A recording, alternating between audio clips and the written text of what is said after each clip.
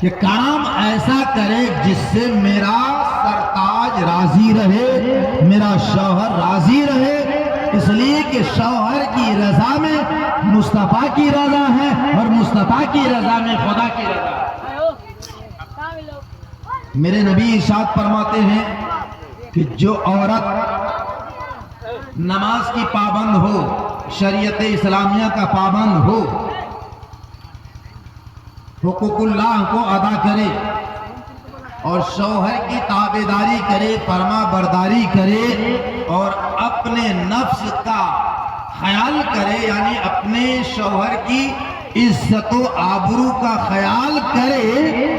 تو وہ عورت ایسی ہوتی ہے کہ جنت کے جس دروازے سے چاہے داخل ہو جائے، جنت کے جس دروازے سے چاہے داخل ہو جائے۔ تو یہ تو عورتوں کا مقام ہے۔ اب مرد کو بھی چاہیے، قرآن نے مرد کو حاکم کہا، مرد کو بادشاہ کہا۔ اب بادشاہ کے اوپر بھی یہ ضروری ہے کہ اپنی رعایا کا خیال رکھے، ان کے کپڑے کا انتظام، ان کے کھانے کا انتظام، ان کے مکان کا انتظام۔ آج آسانی سے حضرت جب نکاح کی باری آتی ہے، قاضی صاحب مولانا زبیر عالم مصباحی صاحب جب نوشہ کو نکاح پڑھاتے ہیں، ایجاب و قبول کرواتے ہیں، فلانا کی بیٹی فلانی خاتون دین مہر اتنا اتنا اتنا، سکہ رائز الوقت گواہ میں فلاں صاحب حاضرین محفل کے سامنے آپ کی زوجیت میں دیا قبول کیا، تو آسانی سے دولہے بابو کہتے ہیں ہاں میں نے قبول کیا۔ مگر قبول کیا تو کیا کیا؟ یہ صرف 5 فٹ کا جسم قبول کیا یا اس کے ساتھ میں کچھ اور بھی قبول کیا؟ تو سنیے، 5 فٹ کا صرف جسم ہی قبول نہیں کیا۔ اب ان قاضی سے ہم پوچھیں گے کہ آپ نے کیا کیا قبول کروایا ہے، تو قاضی مولانا زبیر عالم صاحب ہو یا ہمارے علامہ منصور عالم دلکش ہو، مولانا امتیاز عالم کی شکل میں ہو یا مولانا عبد القادر کی شکل میں ہو، دنیا کا کوئی بھی قاضی ہو، جب وہ نکاح پڑھاتے ہیں تو یہ کہتے ہیں فلاں کی بیٹی فلانی جن کا دین مہر اتنا، مطلب کیا ہے؟ یہ 5 فٹ کا، یہ 6 فٹ کا، یہ 4 فٹ کا جسم تو دے ہی رہا ہوں، مگر کس کے عوض میں؟ مہر کے بدلے میں۔ مہر کیا ہے؟ 11,786، 51,786، 31,786۔ مطلب کیا ہے؟ یہ 4 اور 5 فٹ کا جسم تم لے رہے ہو، اس جسم کی قیمت کو ادا کرنا ہوگا۔ اگر تم نے ادا نہیں کیا تو میدان محشر میں یہ تمہارے لیے مصیبت کا سبب بنے گا، تم سے وہاں پر حساب و کتاب کا معاملہ ہوگا۔ یہ بیوی سامنے رب کی بارگاہ میں، رب کی عدالت میں کھڑی ہو جائے گی اور عرض کرے گی مولا پوری زندگی میرے شوہر نے میرے جسم سے فائدہ تو اٹھایا مگر میرا مہر ادا نہیں کروایا۔ نعرے تکبیر، نعرے رسالت، جشن عید میلاد النبی۔ اب وہاں پر مہر کی رقم تو ہوگی نہیں،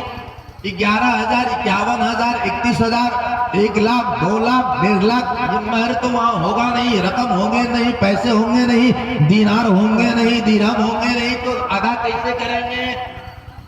وہاں پر ادا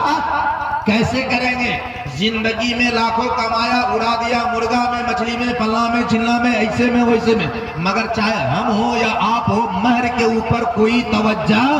نہیں ہے۔ حالانکہ یہ مہر جو ہے مرد کے اوپر قرض ہے، قرض دنیا میں ادا کر دیا تو ٹھیک، ورنہ میدان محشر میں اس کا حساب و کتاب ہوگا۔ بات سمجھ میں آ رہی ہے؟ بولیے نا تھوڑا،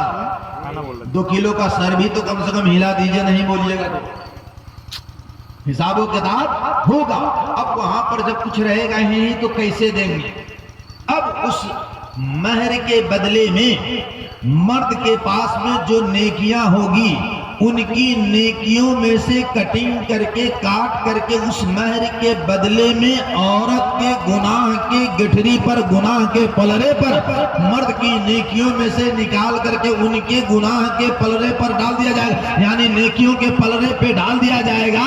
جس سے اس کی نیکیوں میں اضافہ ہو جائے گا۔ یہ ہو سکتا ہے جنت کے حقدار تو ہو جائے گی، مگر مرد کے پاس اگر اتنی نیکیاں ہی نہیں ہوں گے تو جا کر کے یہ مرد جہنمی ہو جائے گا۔ اور اگر مرد شرابی ہے، جواری ہے، زنا کرنے والا ہے، جوا کھیلنے والا ہے، تاش کھیلنے والا ہے، دن رات گناہوں میں ڈوبا رہتا ہے، تو ان کے پاس کوئی نیکی ہے ہی نہیں، تو پھر وہاں بھی کیا دے گا؟ وہاں بھی کیا دے گا؟ وہاں کیسے ادا ہوگی؟ تو اس وقت میں مرد کو اس طریقے سے ادا کرنا پڑے گا کہ عورتوں کے گناہ کے پلڑے میں جتنے گناہ ہوں گے ان کے گناہوں کو ادھر سے نکال کر مرد کے سر پہ اور ڈال دیا جائے۔ پہلے سے گناہگار تھا، پہلے سے سیاہکار تھا، پہلے سے بدکار تھا، اب اوپر سے جا کر کے اور وہاں گناہ کا گٹھری، گناہوں کی گٹھری ڈال دی گئی، جس کی وجہ سے ان کے لیے اور مصیبت کا سبب بنے گا۔ اس لیے مردوں کو چاہیے کہ اپنے اوپر جو قرض ہیں اس قرض کی ادائیگی پہلے کر لیں۔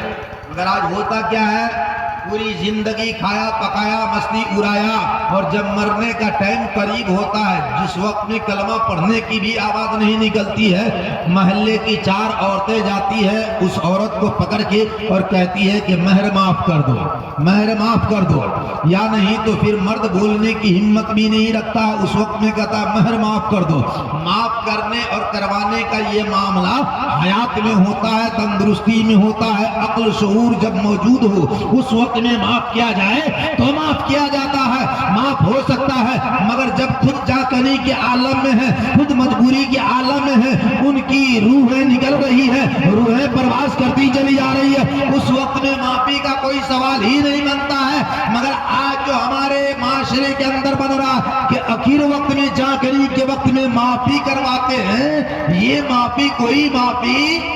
نہیں ہے۔ یہ ہمارے مفتی زبیر عالم صاحب بیٹھے ہیں، مسئلہ پوچھ سکتے ہیں، گھر کے ہیں، محلے کے ہیں، تو کیا ہوا؟ مگر سینے کے اندر علم قرآن موجود ہے، علم حدیث مصطفیٰ موجود ہے، علم فقہ موجود ہے، علم منطق موجود ہے، آپ مسائل کی دریافت کر سکتے ہیں۔ تو یہ مہر کا معاملہ ہے، 4 فٹ 3 فٹ جسم کے ساتھ میں ہم نے مہر کو بھی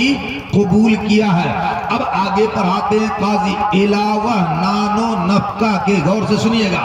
قاضی کراتے ہیں دولہے کو علاوہ نان و نفقہ کے، مطلب کیا؟ روٹی کپڑا مکان، یعنی روٹی اور کپڑا مکان بھی تجھی کو دینا پڑے گا۔ ایسا نہیں کہ شادی کرنے کے بعد اب یہ سسرا اپنے میکے والوں کو تنگ کرے گی، ایسا نہیں کہ شادی کرنے کے بعد اب تم اس عورت کو کہہ دو کہ تم اپنے باپ کو کہو 2 کٹھا زمین دے دے، اپنے باپ کو کہہ دو مکان بنا دے، باپ کو کہہ دو بنگلہ بنا دے، باپ کو کہہ دو بیمار پڑ گئی ہو تو علاج کروا دے، بلکہ جیسے ہی قبول کیا ہے ان کا مہر بھی قبول کیا ہے، 4-5 فٹ کا جسم بھی قبول کیا ہے، ان کے رہنے کا مکان بھی قبول کیا ہے، ان کی زندگی کی ضروریات کو بھی قبول کیا ہے، ان کے دوا علاج کا بھی قبول کیا ہے۔ اب بادشاہ، جب قرآن نے مرد کو بادشاہ کہا تو بادشاہ کی بادشاہت اسی وقت محفوظ رہے گی، بادشاہ کا وقار وہی سلامت رہے گا جب وزیر کا خیال کرے، رعایا کا خیال کرے۔ وہ بادشاہ کس کام کا کہ اپنے وزیر کا،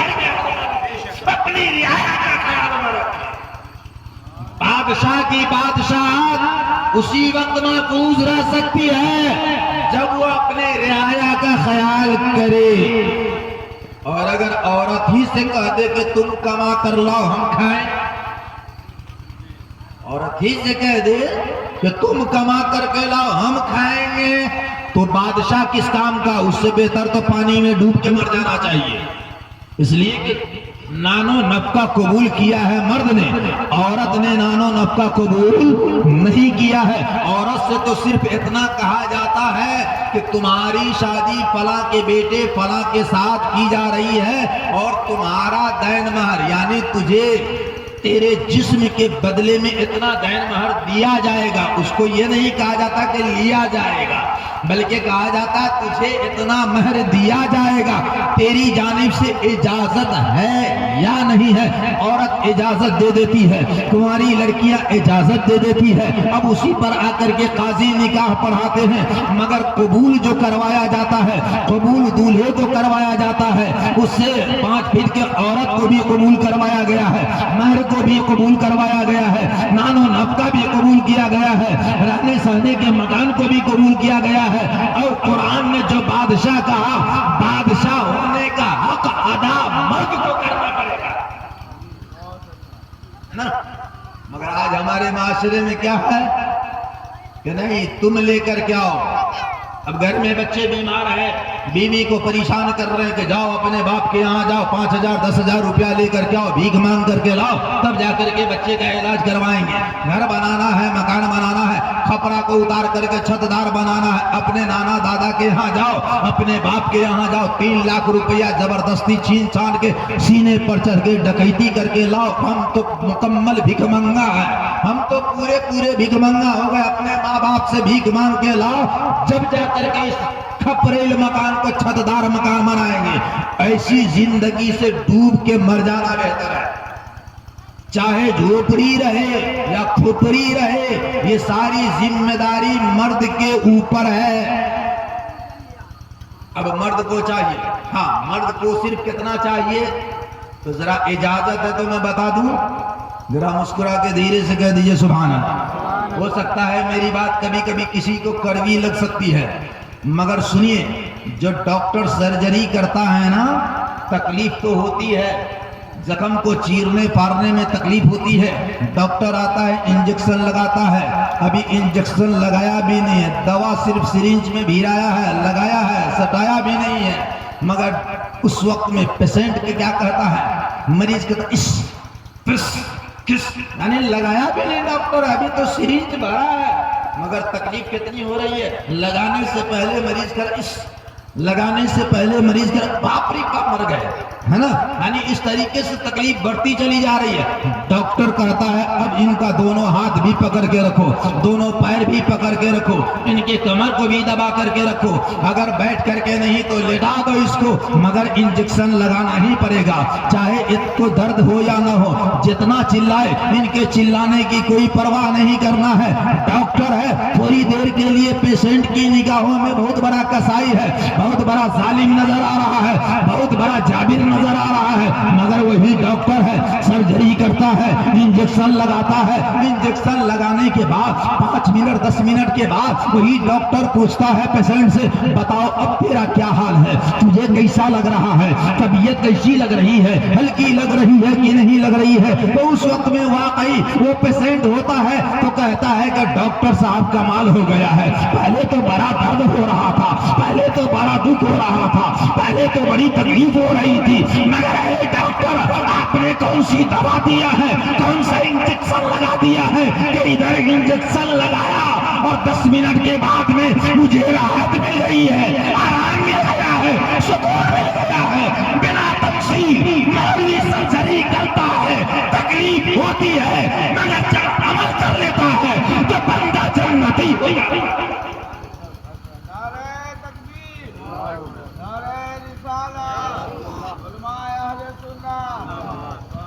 اب مرد کو چاہیے، مرد کو کیا چاہیے تو سنو، میرے آقا مدینے کے تاجدار مصطفیٰ جان رحمت، شمع بزم ہدایت، نوشہ بزم جنت، بھولے باغے رسالت، آمنہ کے چاند، عبداللہ کے لخت و جگر، محمد عربی صلی اللہ تعالی علیہ وسلم ارشاد فرماتے ہیں، الدنیا کلھا متاع وخیر متاع الدنیا المرأة الصالحہ، ساری دنیا پوجی ہے، ذرا مسکرا کے دھیرے سے بول دیجئے سبحان اللہ۔ سرکار فرماتے ہیں ساری دنیا پوجی ہے، اور دنیا کی بہترین پوجی نیک بیوی ہے، دنیا کی بہترین پوجی نیک بیوی ہے، بد چلن بیوی کا کہیں پہ کوئی نام و نشان نہیں ہے، کوئی تذکرہ نہیں ہے۔ اب جو بد چلن بیوی ہے وہ اپنے قسمت پہ جتنا روئے پھر بھی کم ہے،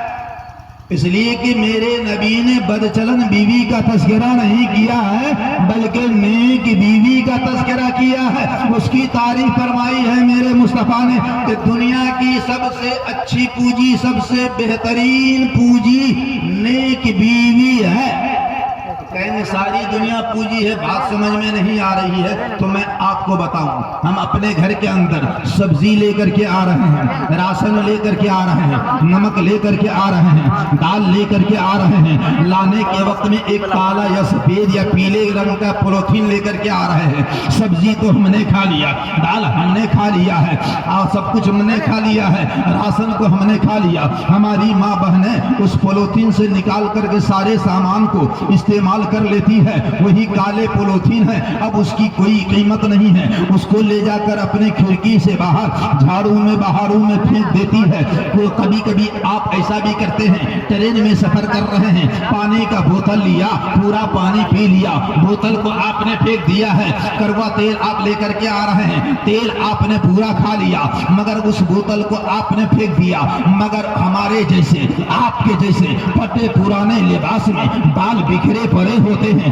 چہرے پہ گرد و غبار پڑے ہوتے ہیں، کوئی ایسا بھی دیوانہ آتا ہے، کوئی ایسا بھی مجنون آتا ہے جو کچرے کے ڈھیر میں جا رہا ہے۔ جس پولیتھین کو ہم نے نکما سمجھ کر کے پھینک دیا ہے، جس پولیتھین کو ہم نے فالتو سمجھ کے پھینک دیا ہے، اب اسی پولیتھین کو وہ چن رہا ہے، اسی ڈبہ کو چن رہا ہے، اسی ڈبے کو چن رہا ہے، اسی بوتل کو چن رہا ہے۔ اب چنتے چنتے جب جمع کر رہا ہے، اب جا کر کے پوچھو دیودا میں جا کر کے، جب وہی کچرے کباڑ لے کر کے، جب وہی کباڑ کھانے میں پہنچتا ہے، وہی چنے چانے ہوئے پولیتھین لے کر، وہی ڈبہ ڈبی کو لے کر کے، جس کی ہمارے سامنے کوئی حیثیت نہیں، کوئی وقار نہیں، کوئی مقام نہیں، کوئی قیمت نہیں، ہم نے اس کی قیمت کو سمجھا نہیں، مگر سمجھنے والا ایک پاگل جیسا تھا، سمجھنے والا دیوانہ جیسا تھا، سمجھنے والا مجنون جیسا تھا، جن کو ہم حقارت کی نظر سے دیکھ رہے ہیں، اپنے قریب بیٹھانا گوارا نہیں کرتے ہیں، اپنے سے دور رکھنا پسند کرتے ہیں، وہی انسان ہے۔ کچرے کے ڈھیر سے لے جا کر وہ پولیتھین لیا، ڈبہ لیا، پہنچ گیا ہے جے نگر، پہنچ گیا ہے دیودا کباڑ کھانے میں۔ اب جب وہاں سے لوٹ کر کے آ رہا ہے تو گیا تھا خالی جیب، گیا تھا خالی ہاتھ، مگر جب ادھر سے آ رہا ہے تو نوٹوں کی باموج لے کر کے آ رہا ہے، نوٹ کا امبار لے کر کے آ رہا ہے۔ اب پتا چلا یہ سائنس آج ترقی کیا ہے، میرے مصطفیٰ نے آج سے 1400 برس پہلے اعلان فرما دیا تھا، اب دنیا کلھا متاع وخیر متاع دنیا المرأۃ الصالحہ، ساری دنیا ایک پوجی ہے اور دنیا کی بہترین پوجی نیک